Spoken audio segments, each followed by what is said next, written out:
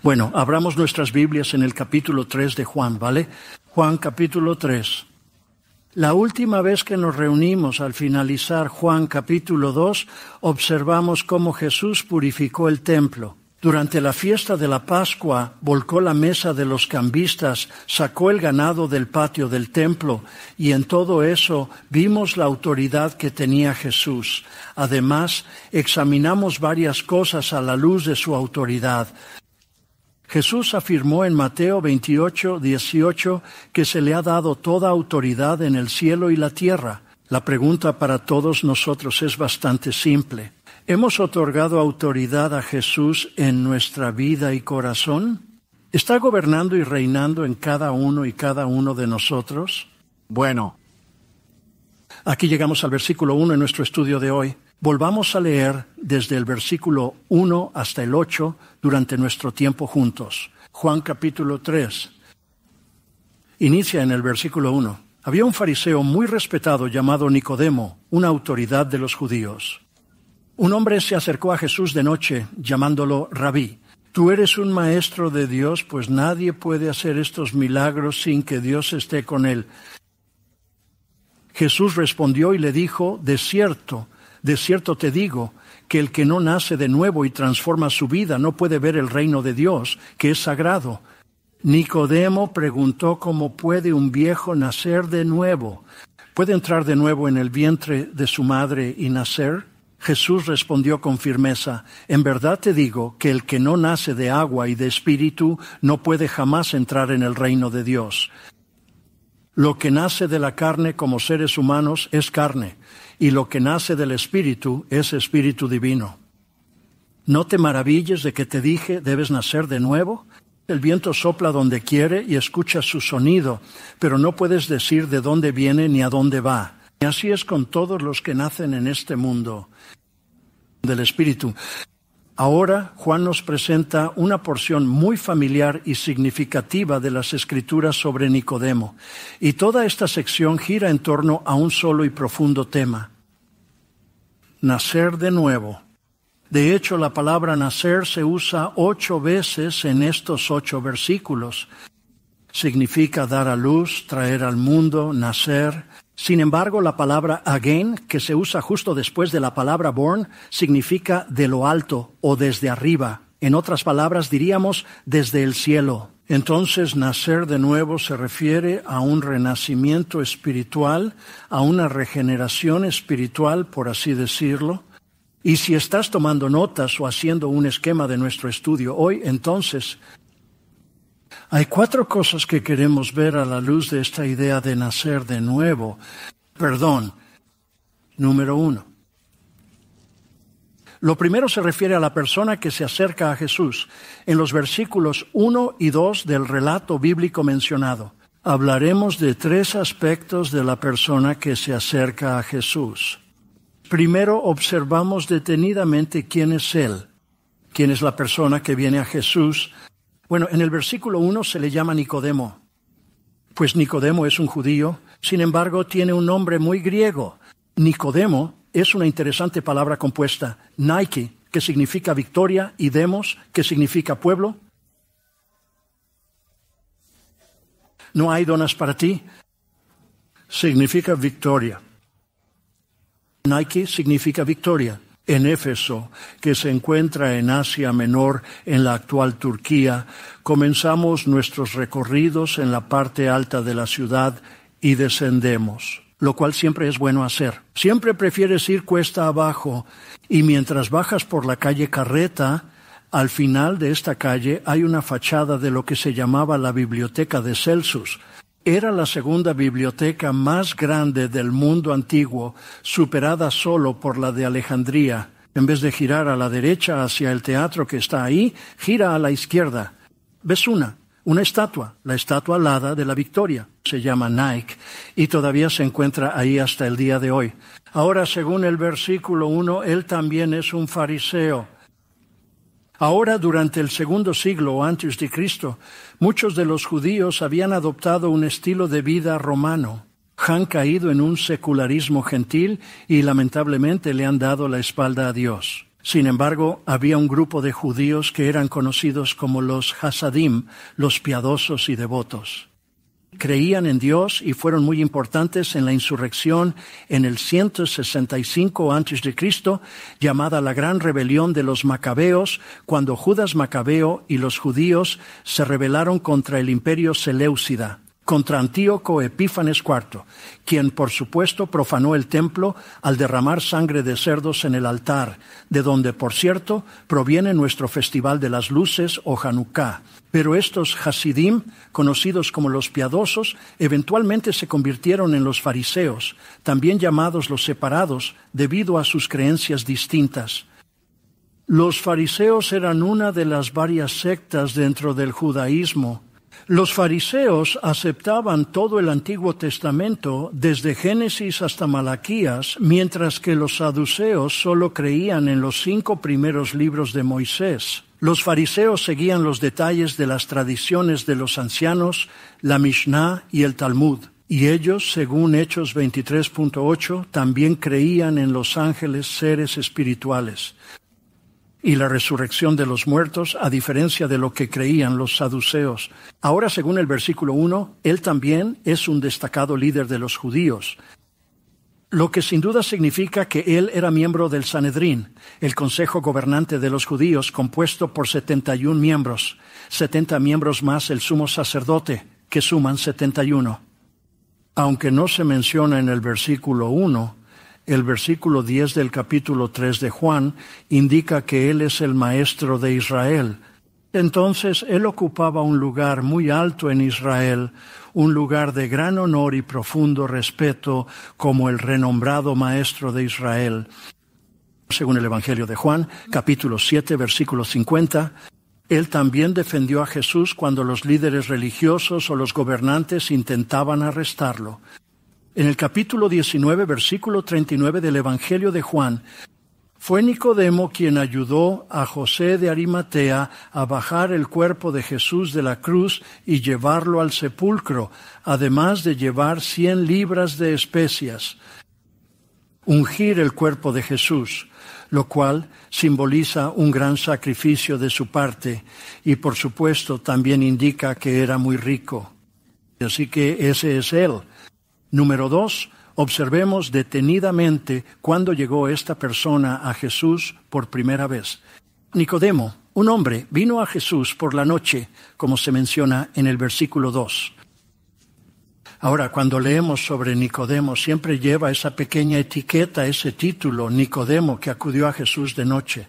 Es como su marca registrada, por así decirlo. Ahora, ¿por qué se acercó a Jesús de noche? Bueno, no nos lo dicen, no lo sabemos. Sin embargo, hay quienes tienen muchas especulaciones y teorías sobre este asunto en particular. Jesús estaba muy ocupado durante el día, según algunos. A pesar de su ministerio, viajes y curaciones, hablar con él sigue siendo importante. Jesús era un tipo ocupado. Otros dicen que es una imagen espiritual. Porque el corazón del hombre es oscuro y confuso, él vino a Jesús en la noche. En contraste con Jesús, quien cuando llegamos a Juan capítulo 8, versículo 12, es como una imagen de luz, por así decirlo. Jesús dijo que yo soy la luz del mundo. Su llegada de noche establece una conexión interesante. Algunos sostienen que él fue simplemente un discípulo oculto de Jesús, al igual que José de Arimatea en Juan capítulo 19, versículo 38.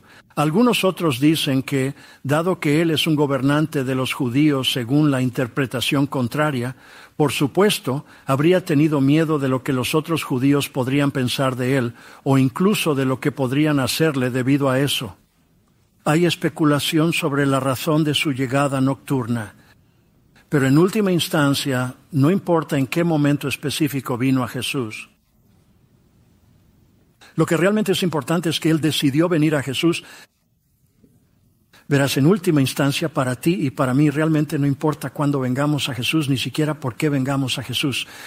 Lo verdaderamente importante es que todos vengamos a Jesús, porque recuerda que el tema central es el nuevo nacimiento, que se refiere al maravilloso reino de Dios, o en este caso, cielo, entrar al cielo, y les diré, esto se convierte en un tema importante, ya que trata de nuestra existencia eterna, porque cuando morimos, escuchen amigos, Cuando morimos vamos a uno de dos lugares diferentes. Iremos al cielo o al infierno según nuestras acciones. Eso es todo. No hay término medio. No hay término medio en esta situación. No hay lugar para detenerse.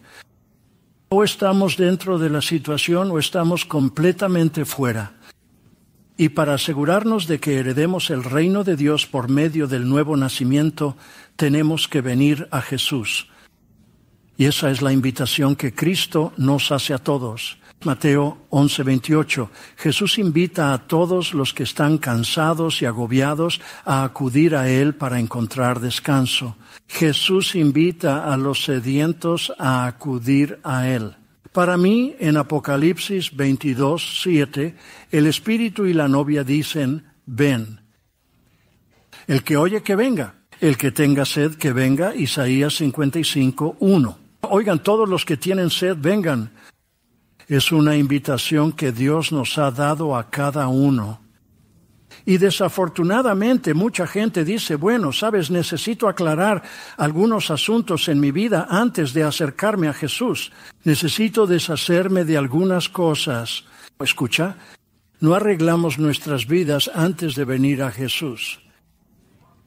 ¿Venimos a Jesús para que Él arregle nuestra vida?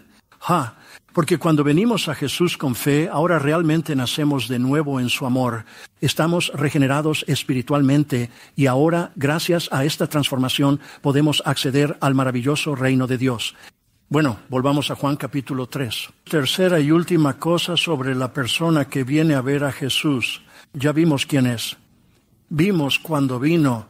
Número 3, vamos a observar detenidamente lo que Él dijo, lo que realmente dijo. Por favor, miren de nuevo el versículo 2, condensado. En el versículo 2, Nicodemo se acercó a Jesús de noche y le habló. Él dijo con respeto, Rabí, sabemos que usted es un maestro que ha venido de Dios, porque nadie puede hacer estas señales que tú haces a menos que Dios esté con él. Y ahora, la palabra rabino o maestro es un título de gran honor y prestigio en la comunidad judía. Se refiere a alguien que tiene un profundo conocimiento de Dios.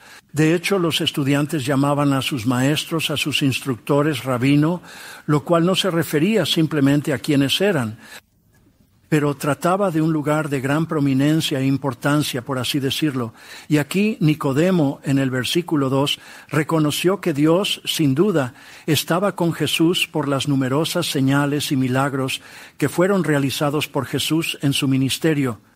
Resumen, al final del versículo 23 del capítulo 2 de Juan, se menciona que Jesús realizó muchas señales y milagros en Jerusalén durante la Pascua. Ahora, todo el gran honor que Nicodemo mostraba hacia Jesús al llamarlo rabí, y que además reconocía que Dios estaba con él, no fue suficiente para que pudiera entrar en el reino de Dios, que requiere una fe más profunda y un nuevo nacimiento espiritual. Nicodemo, a pesar de su honor y reconocimiento, no pudo entrar en el reino de Dios. El reconocimiento acerca de Jesús fue muy limitado, porque no fue así.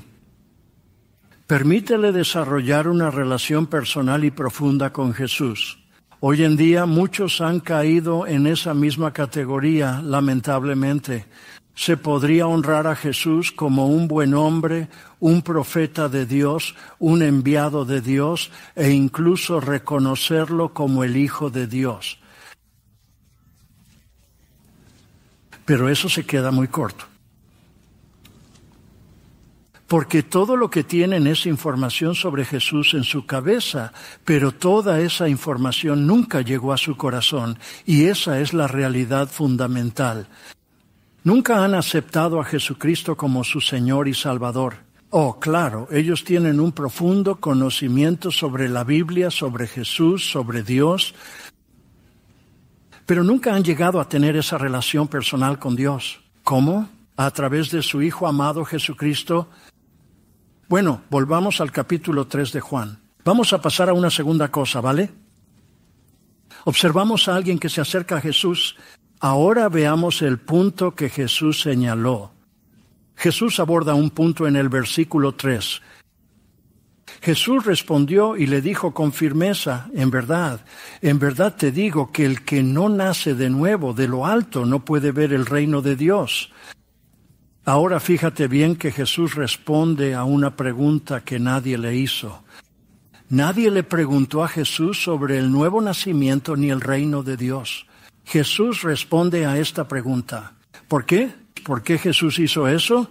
Claro, creo que proviene del versículo 25 del 2º capítulo de la Biblia, donde Jesús sabe lo que realmente hay en el corazón del hombre, lo conoce a fondo.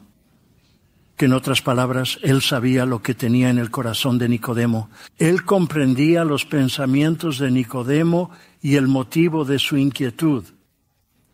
Y eso debería asustarnos muchísimo a todos. Porque Dios sabe lo que pensamos, Dios sabe lo que sentimos, Dios sabe lo que hay en nuestro corazón, Dios sabe lo que hay en nuestra cabeza.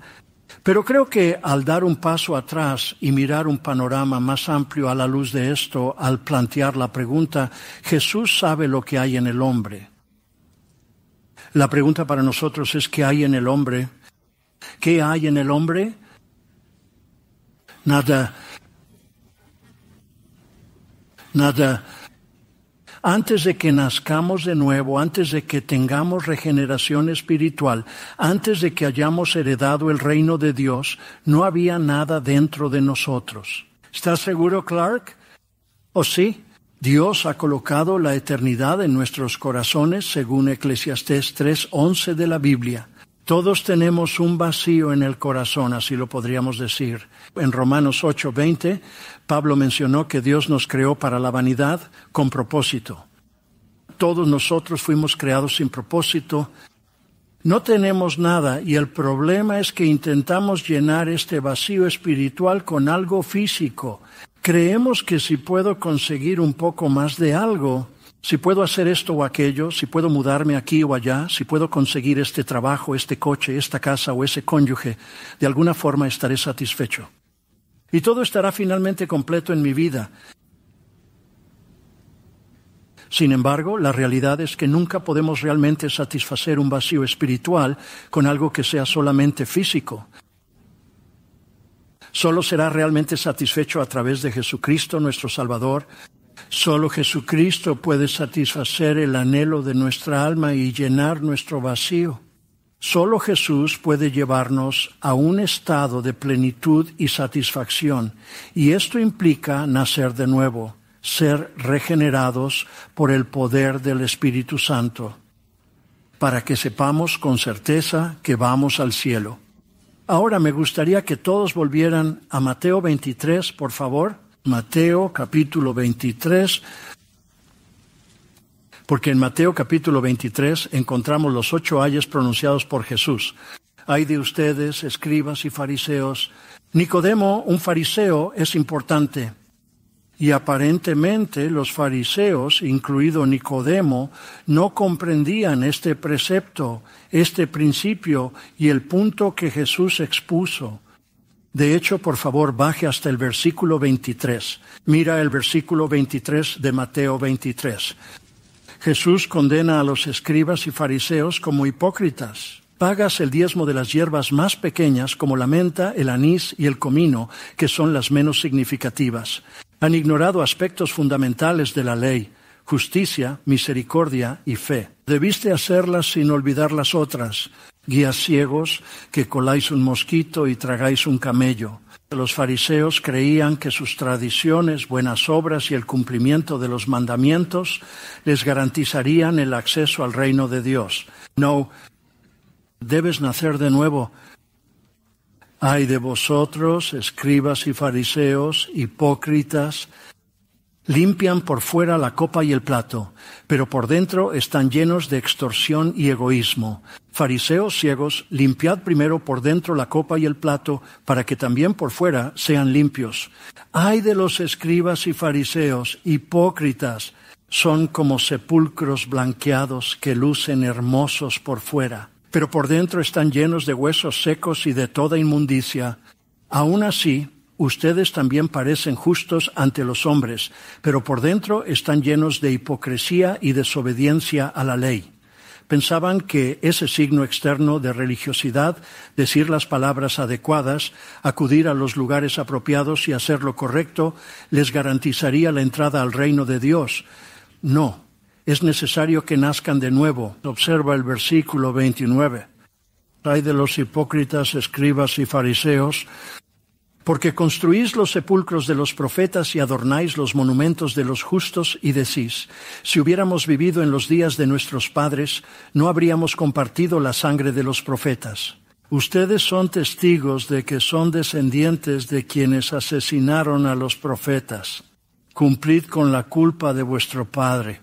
¿Cómo escaparéis, serpientes, de la condenación, del infierno? Oye, somos religiosos, somos mejores que ellos. Nuestra religiosidad es mayor, los profetas no son asesinados. Por lo tanto, debemos obtener entrada en el reino de Dios. No, debes nacer de nuevo. Y escuchen, chicos, esto es lo que realmente diferencia la religión de una relación personal. Todas las religiones del mundo hoy en día se basan en las buenas obras que realiza el ser humano, mientras que una relación con Dios se centra en la fe y la transformación interior. Intentamos alcanzar a Dios mediante nuestro esfuerzo y buenas acciones. El cristianismo bíblico es Dios alcanzando a la humanidad mediante la muerte, entierro y resurrección de Jesucristo. Los líderes religiosos creían que su fe los salvaría y les permitiría entrar en el reino de Dios. No, tienes que renacer de nuevo en espíritu. No hay ninguna buena obra, ningún buen acto, ningún esfuerzo de nuestra parte que jamás pueda darnos entrada en el reino de Dios. Debemos nacer de nuevo. Entonces no se trata de religión, se trata de relación. No se trata solo de la ley, sino también del amor verdadero. No se trata de obligación. Se trata de un profundo deseo, se trata de entrar en esa relación personal y única con Jesucristo. Es un encuentro íntimo y profundamente personal con Dios, que podríamos describir como glorioso y transformador. Claro, pasemos a discutir una tercera cosa, ¿de acuerdo? Hemos estudiado a la persona que se acerca a Jesús y lo que Él señala. Juan capítulo 3, número 3. Vamos a echar un vistazo al problema que se le presentó a Jesús. ¿Hay un problema? No, sí. Veamos el versículo 4 del capítulo 3 de Juan. En Juan, el capítulo 3, versículo 4. Nicodemo preguntó, ¿cómo puede un hombre nacer de nuevo siendo viejo? ¿Puede un hombre entrar por segunda vez en el vientre de su madre y nacer? Entonces, este fue el problema que se le presentó a Jesús. Nicodemo no entendía lo que Jesús estaba diciendo. Problema que tuvo Jesús. Nicodemo estaba pensando físicamente. Jesús hablaba espiritualmente. No se refería al nacimiento físico, sino al nacimiento espiritual. Y esto es sumamente importante, porque los judíos tenían un problema similar, no solo con la idea de nacer de nuevo. Pero en cuanto al reino de Dios, ¿a qué específicamente te refieres? Bueno, los judíos creían que cuando el Mesías llegara, establecería el reino de Dios en la tierra. Él llegaría montando un caballo blanco. Él derrotaría al poderoso imperio romano, liberaría a los oprimidos judíos de la cruel ocupación romana y establecería su reino en la tierra prometida, donde gobernaría con justicia y paz. Si bien es cierto que Jesucristo cumplirá con eso, lo llevará a cabo en su segunda venida, no en la primera ocasión de su llegada. Hoy tú y yo vivimos en lo que se conoce como la era de la iglesia actual. El capítulo 2 de Hechos inicia en Pentecostés. Resumen, en Hechos 2:17 se mencionan como los últimos días. Hemos estado en la era de la iglesia durante más de 2000 años. Y en cualquier momento dado, la era de la iglesia llegará a su inevitable fin. Lo llamamos el rapto de la iglesia en la primera de Tesalonicenses. Llamamos al rapto de la iglesia al momento en que Jesucristo desciende del cielo, resucitando primero a los muertos en Cristo, y luego los vivos son arrebatados con ellos en las nubes. Primera Tesalonicenses 4:16. Los que quedemos seremos arrebatados en las nubes. Lo mismo en 1 Corintios 15, 51, 58. Pablo dijo, he aquí, os revelo un misterio, no todos moriremos. Seremos transformados en un instante al sonar la última trompeta, cuando lo corruptible se vuelva incorruptible y lo mortal inmortal. Una vez que la iglesia sea arrebatada, inician 7 años de tribulación, periodo en el que Dios manifiesta su ira sobre un mundo que le ha rechazado, según Apocalipsis 6 al 18, y las copas de la ira. La semana 70 se menciona en Daniel 9:27. En Jeremías 37 se refiere al tiempo de tribulación de Jacob. Ahora, al final de ese periodo de 7 años, ocurre la segunda venida de Jesucristo. En Apocalipsis 19:15 se menciona que vendrá en un caballo blanco con una espada afilada para vencer a las naciones. Mateo 25:32 habla del juicio de las naciones. Lo llamamos la batalla de Armagedón, y al final de esta, según Apocalipsis 20:4, Jesús establecerá el reino de Dios en la tierra por 1000 años.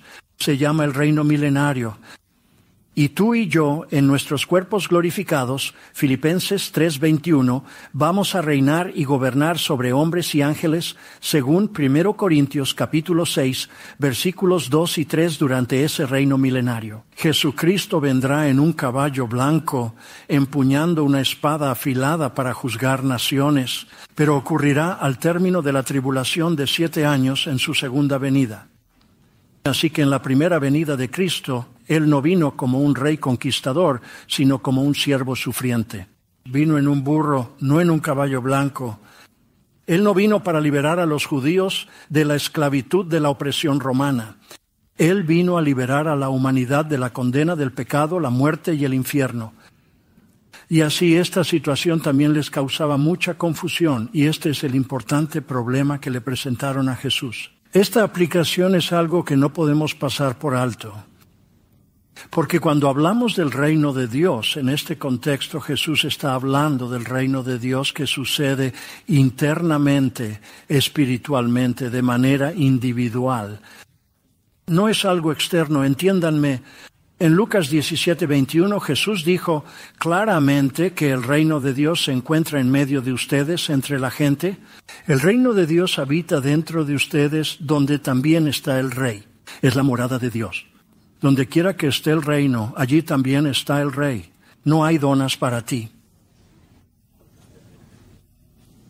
Esposa muy inteligente. Entiendo por qué la elegiste. ¿Cómo la conseguiste, por cierto? Esa es mi pregunta. Ella canta como un ángel. Bien hecho, Caprice, desde que eras niña. Oh, Dios mío. Otra cosa sobre ese. Buen trabajo, mamá. Bueno, al fin hemos terminado. Vamos. Ya. Ahora todo es del interior, porque cuando llegamos a la fe en Cristo, Él nos perdona nuestro pecado. 1 Juan 1:9. Él nos llena con el Espíritu Santo, Rom 8:11, H 5:32 y 1 Cor 3:16. Y esa es la sagrada morada de Dios. Así que el reino de Dios está dentro de ti, está en tu interior, y Dios habita en nuestros corazones y en nuestras vidas, llenando ese vacío, llenando ese hueco en nuestro corazón, en nuestra alma. El reino de Dios se centra en lo interno, no en lo externo. Porque en Romanos capítulo 14, versículo 17, Pablo dijo que el reino de Dios no es comer ni beber, sino justicia, paz y gozo en el Espíritu, y qué bella imagen nos muestra. Bueno, volvemos a Juan capítulo 3. Pasemos a la cuarta y última cosa que analizaremos para concluir. Finalmente, veamos los principios dados por Jesús. Los principios dados por Jesús. En los versículos 5 a 8 se nos presentan algunos principios fundamentales sobre la entrada al reino de Dios, y para ello se requieren 3 cosas esenciales. Número 1, involucra el agua y el espíritu vital. Agua y espíritu. Mira el versículo 5 de Juan 3. Respondió Jesús, de cierto os digo, a menos que uno nazca de agua y del espíritu, no puede entrar en el reino de Dios. Entonces, entrar al reino de Dios implica agua y espíritu. La pregunta que se plantea es, ¿qué quiere decir exactamente cuando habla de agua? Bueno, esa es una buena pregunta y existen diferentes opiniones sobre a qué hace referencia esta agua. La primera opinión. ¿Acaso está hablando del bautismo con agua? Porque cuando Juan bautizó en el río Jordán fue para la remisión de los pecados de las personas. Y en Lucas capítulo 3, versículo 22, cuando Juan el Bautista bautizó a su primo Jesús y Jesús salió del agua, el Espíritu Santo descendió en forma de paloma y se posó sobre él. Así que podría estar hablando del bautismo en agua y del Espíritu Santo. Bautizamos con agua con frecuencia en la fuente que tenemos aquí. Lo calentamos un poco. Se calienta hasta unos 90 grados, lo cual me resulta muy agradable en invierno. Estoy dentro como una hora. ¿Recuerdas lo extremadamente frío que estaba el río Jordán? Frío como un iceberg. Entonces, cuando somos bautizados en la fe, nos sumergimos completamente y luego salimos del agua. Se trata de una imagen. En Colosenses, capítulo 2, versículo 12, la inmersión en el agua simboliza la muerte, como la muerte de Jesús, según Paul. Morimos al yo, a la carne y al hombre viejo que nos limita. Al salir del agua, se evoca la imagen de la resurrección de Jesús. Nueva creación en Cristo. 2 Cor 5:17. Así que ahora hemos sido regenerados porque hemos confesado nuestro pecado y el Espíritu Santo ahora mora en nosotros, por así decirlo. Y el bautismo con agua no nos salva. Seamos claros, el bautismo con agua no nos salva. El bautismo con agua es la manifestación exterior de una transformación interior. Una vez que somos salvados, una vez que hemos nacido de nuevo, queremos mostrarle a todo el mundo que estamos. Entonces, ¿qué hacemos? ¿Nos bautizamos públicamente? Es una proclamación pública de nuestra fe en Jesucristo. También debemos mencionar que no importa si eres asperjado, sumergido o bautizado por inmersión, porque algunas personas no pueden sumergirse en el agua. Tienen problemas de visión que les impiden meterse en el agua. Ellos tienen problemas de oído, no pueden meterse, tienen problemas con el cabello.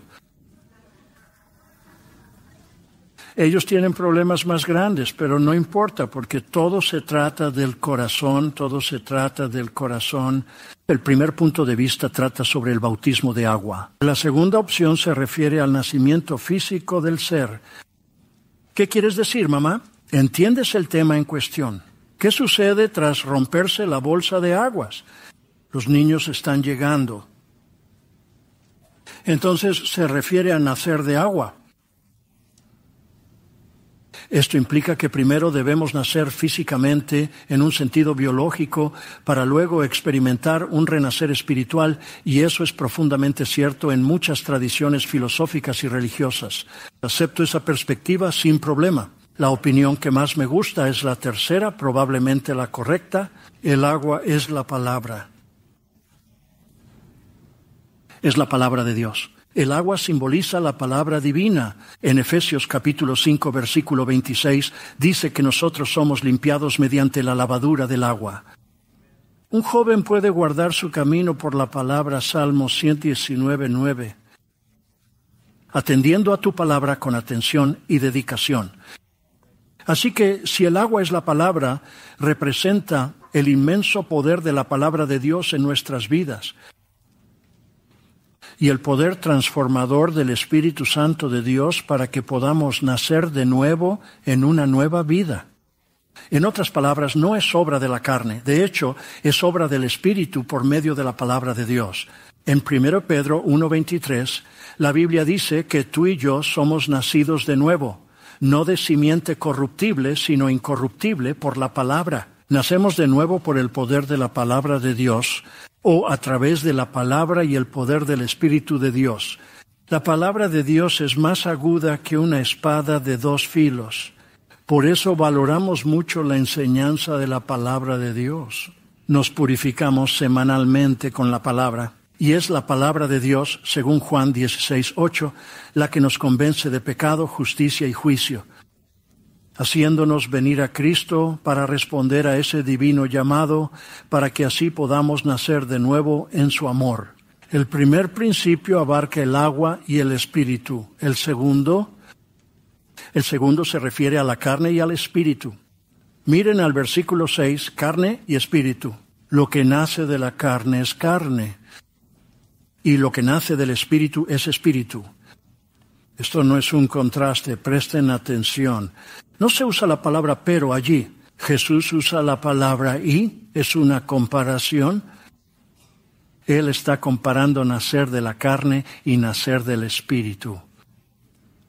Y creo que el punto aquí es bastante simple. Si no nacemos de nuevo, simplemente llegamos a este mundo por medio de la carne y produciremos inevitablemente el fruto de la carne.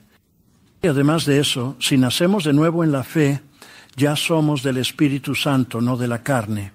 Por lo tanto, produciremos el fruto del Espíritu, que es el amor verdadero y desinteresado. Sí, como se menciona en Gálatas 5:22, este amor es fundamental en nuestra vida espiritual. El fruto del Espíritu es amor, gozo, paz, paciencia, amabilidad, bondad, fidelidad, mansedumbre y dominio propio. No existe una ley en contra de esas cosas. Ahora, el fruto del Espíritu. He escuchado a pastores hablar de Gálatas 5:7 y mencionar los 9 frutos del Espíritu, creando esquemas que son reconfortantes. Sin embargo, eso no es correcto. No está correcto. Solo hay un fruto del Espíritu. El sustantivo fruit es singular y la preposición debe concordar con él en número y género. El fruto singular del Espíritu es el amor. Los frutos del Espíritu incluyen amor, alegría y paz, entre otros. El artículo definido va antes del sustantivo atributivo. El inglés especifica el sustantivo o verbo modificado, mientras que el griego lo enfatiza más. No es un fruto del Espíritu. El único y verdadero fruto del Espíritu es el amor. Punto. Resumen, 8 palabras son adjetivos. El fruto del amor incluye alegría, paz, paciencia, amabilidad, bondad, fidelidad, mansedumbre y dominio propio. Entonces, si nacemos del Espíritu, si renacemos, somos del Espíritu. Daremos el fruto del Espíritu, amor. Ahora bien, esto no significa que seamos perfectos para nada. Eso fue muy débil. Ninguno de nosotros es perfecto. No implica que seamos perfectos como los ángeles. Aún tenemos fallas e imperfecciones. Continuamos siendo imperfectos. ¿Seremos 5? ¿Está bien? Pero gracias al poder, la presencia y la maravillosa persona del Espíritu Santo de Dios, Él nos otorgará el poder divino que tanto necesitamos para poder caminar victoriosos en esta vida. Bueno, vamos a ver el tercer y último principio que Jesús nos ha dado y que tiene que ver con el viento. Oh sí, echa un vistazo a los versículos 7 y 8. Debes nacer de nuevo, no te sorprendas. Vean el versículo 7. El viento sopla libremente donde quiere. Escuchas su suave sonido, pero no sabes de dónde viene ni a dónde va a parar. Ahora la palabra viento, aquí en el versículo 8, es la misma palabra griega que espíritu en el versículo 6.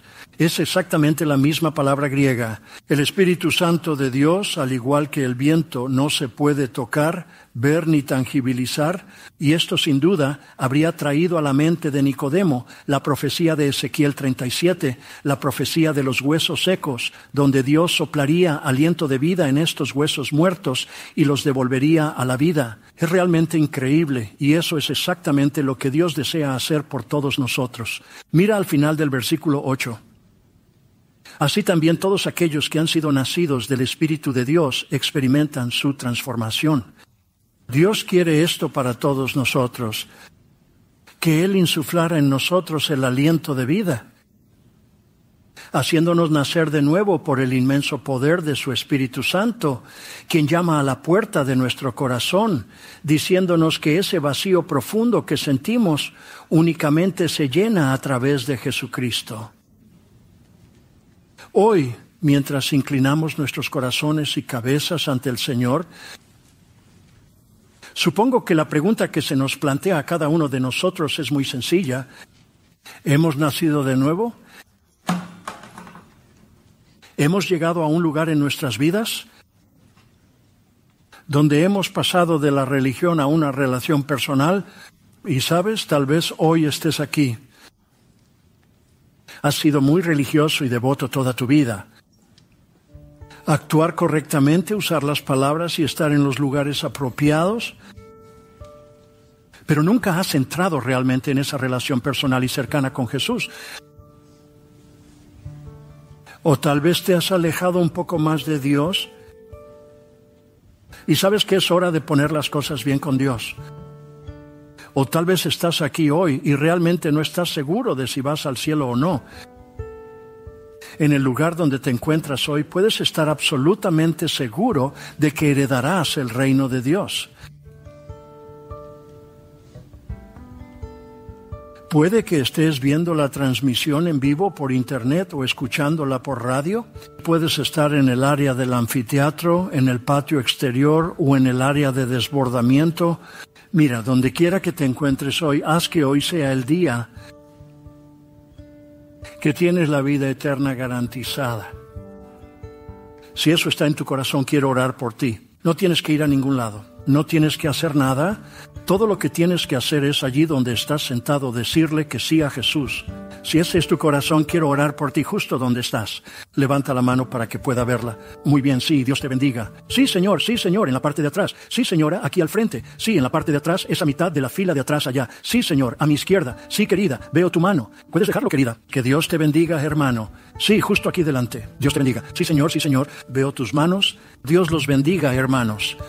Sí, Dios te bendiga, querida. Dios te bendiga, te veo. Puedes bajarla ahora. Que Dios te bendiga. Al fondo veo tu mano. Ya puedes soltarlo. Dios te bendiga. Amigo, no te vayas hoy de aquí hasta que se te garantice la vida eterna. Dios te ama muchísimo. Segundo Pedro 3:9 nos dice que no quiere que nadie perezca. Y ese es el deseo de Dios. Y si ese es tu deseo, antes de que ore, quisiera que reces esta oración. Solo ora en tu corazón. Puedes rezarlo personalmente, en privado. Di la oración con poder a Jesús hoy, aquí mismo, ahora mismo. Te pido que me perdones por todos mis pecados. Que me llenes con tu espíritu. Que nazca de nuevo. Por eso heredaré el reino de Dios. Señor, oro por todos mis hermanos y hermanas, por todos aquellos que han entregado su vida y también por aquellos que hoy han renovado su compromiso contigo. Señor, te ruego que los bendigas. Anímales, empodéralos, vela por ellos, protégelos, guíalos, condúcelos y dirígelos, Señor, hacia toda verdad, hacia toda justicia, por amor a tu nombre. Y pedimos todo esto en el precioso nombre de nuestro Señor y Salvador Jesucristo. Amén.